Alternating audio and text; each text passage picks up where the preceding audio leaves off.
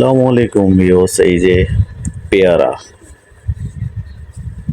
তারপর ড্রাগন ফল নিয়ে আসলাম আজকে। এখন কার কার পছন্দ অবশ্যই জানাবেন। দেখবো আজকে কেটে কিরকম লাগে। এই যে পেয়ারা,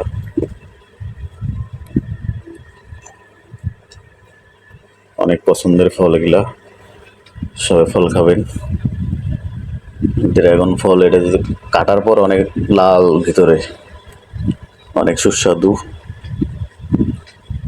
শরীরের পুষ্টি, রক্ত হয়, রক্ত পরিষ্কার হয় এই ড্রাগন ফল খেলে। পেয়ারা খেলে আপনার হবে ভিটামিন এ পেয়ারা। তা আমরা সবাই ফল খাবো বেশি বেশি। এখনই আমি নিয়ে আসলাম, তো সবাই বলবেন কে আর কীরকম হলো, কার কার পছন্দ এই ফলগুলো অবশ্যই জানাবেন।